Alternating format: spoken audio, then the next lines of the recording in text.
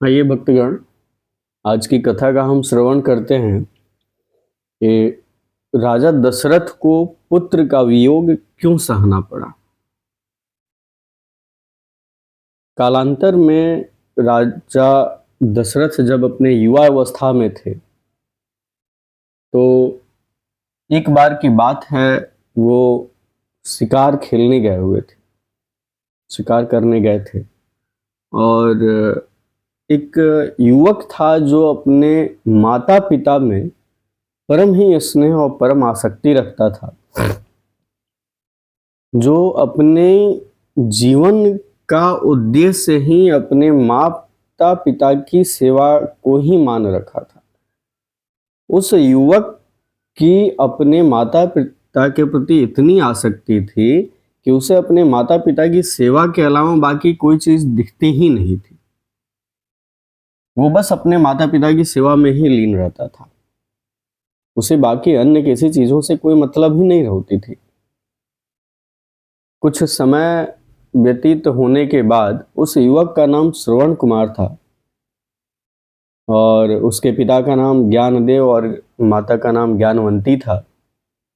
तो श्रवण कुमार के पिता ज्ञानदेव और माँ ज्ञानवंती ने उसे कहा कि, और चूंकि दोनों ही अंधे थे, श्रवण कुमार के माता और पिता दोनों ही अंधे थे, तो उन्हें कुछ दिखाई नहीं देता था।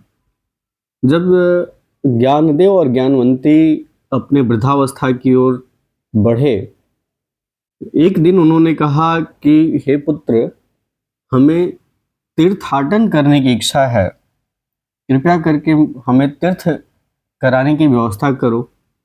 और चूंकि श्रवण कुमार जो था वो काफी निर्धन था, गरीब था, तो उसके लिए किसी भी तरह की वाहन का व्यवस्था करना संभव नहीं लगा।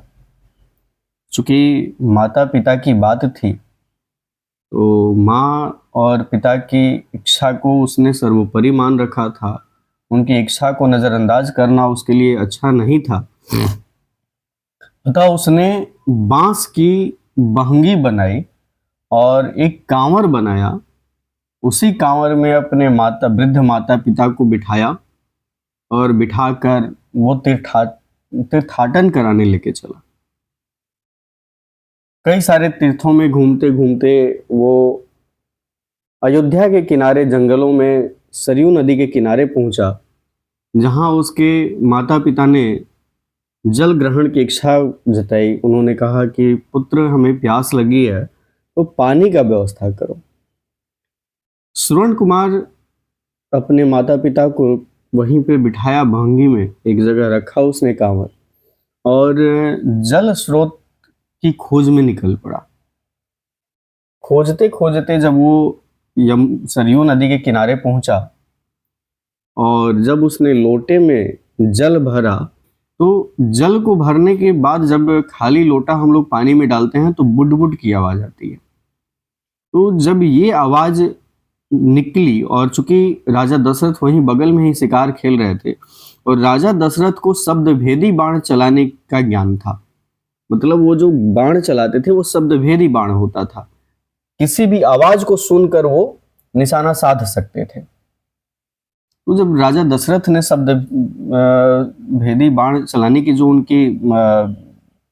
उनका जो ज्ञान था, उसी ज्ञान की बदौलत उन्होंने जब वो आवाज सुनी तो उन्हें लगा कि कोई जंगली जानवर है जो वहां पे पानी पी रहा है। जब आवाज सुनी तो राजा दशरथ ने उसी टाइम तत्क्षण तरकस से बाण निकालकर और उस आवाज की दिशा में बाण चला दिया। बाण लगते ही श्रवण कुमार वहीं पे गिर गया और उसके मुख से आवाज निकली कि हे प्रभु, मुझे किसने मार दिया, अब मेरी माता पिता का क्या होगा। जब राजा दशरथ ने यह बात सुनी तो उनको बड़ा विक्षोभ हुआ, बड़ा ग्लानि हुई, और वो आवाज की दिशा में बढ़े। वहां जाकर देखे तो उन्होंने देखा कि एक निर्धन युवक है जो वहां बैठा हुआ पड़ा हुआ है और उसे ही बाण लगी हुई है।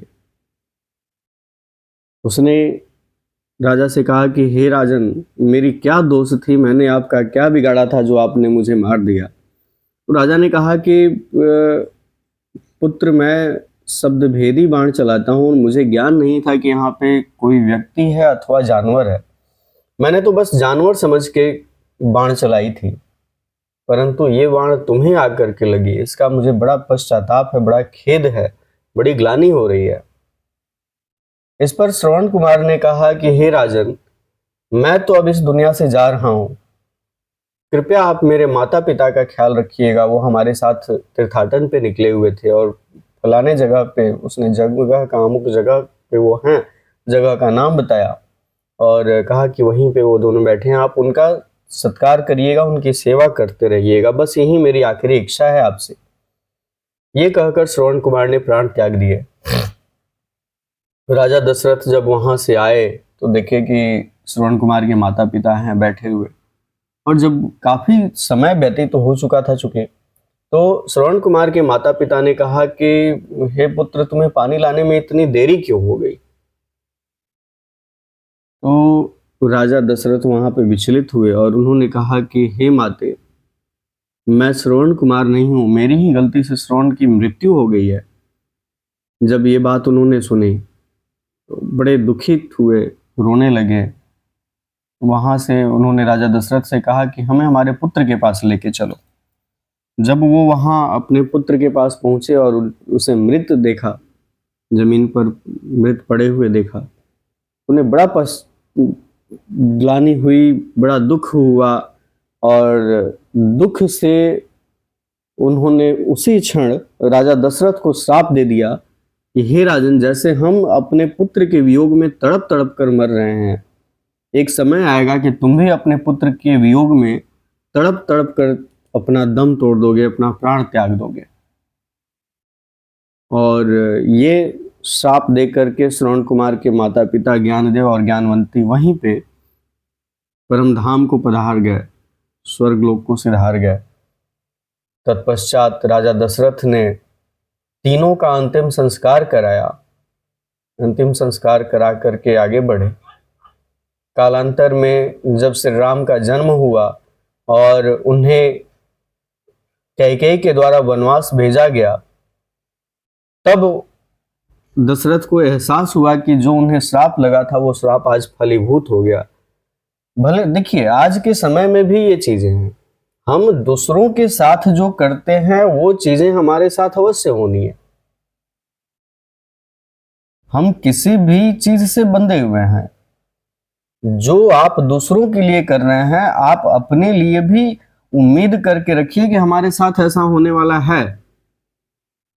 ये कर्म का फल है। आपने जो कर्म किया है वो कर्म का फल आपको अवश्य मिलेगा, आज नहीं तो कल मिलेगा, लेकिन मिलेगा जरूर। गोस्वामी श्री तुलसीदास जी लिखते हैं, कर्म प्रधान विश्व रचि राखा, जो जस करहि सो तस फल चाखा। जो जैसी करनी करेगा उसे वैसा ही फल मिलेगा। तो राजा दशरथ को पुत्र वियोग सहना पड़ा। उसका जो मुख्य कारण था वो श्रवण कुमार की हत्या थी, और एक ब्राह्मण हत्या, एक ब्रह्म हत्या का जो पाप था वो राजा दशरथ को लगा, और उसी ब्रह्म हत्या के पाप के बदौलत राजा दशरथ को अपने पुत्र के वियोग में तड़प तड़प कर अपनी प्राण की आहुति देनी पड़ी। इस कथा से हमें यही सीख मिलती है कि हमें अपने कर्मों पर ध्यान देना चाहिए। हम क्या कर्म कर रहे हैं उसका हमें भान होना चाहिए। ऐसा नहीं है कि हम गलत पे गलत किए जा रहे हैं, गलत करते जा रहे हैं, कोई देखने वाला नहीं है, कोई सुनने वाला नहीं है। भाई कोई नहीं देख रहा है, कोई नहीं सुन रहा है, कुछ नहीं कर रहा है, तो इसका मतलब है ये नहीं है कि आप बच गए। भगवान देख रहे हैं, और आप जो आज कर रहे हैं ना, आपके साथ वही होने वाला है। तो ये कर्मों की गति है। हम आज जो भुगत रहे हैं वो हमारे पूर्व जन्मों की गति है। हमने पूर्व जन्म में क्या किया है उसका फल हम आज भुगत रहे हैं, और आज जो हम कर रहे हैं हो सकता है कि आने वाले समय में या आने वाले अगले जन्म में हमें उसका जो फल है वो मिलेगा। तो ये हमें अपने कर्मों पर ध्यान देना चाहिए, हमें सत्कर्म पे ध्यान देना चाहिए, सत्कर्म करते रहना चाहिए, यही हमारा लक्ष्य होना चाहिए। धन्यवाद।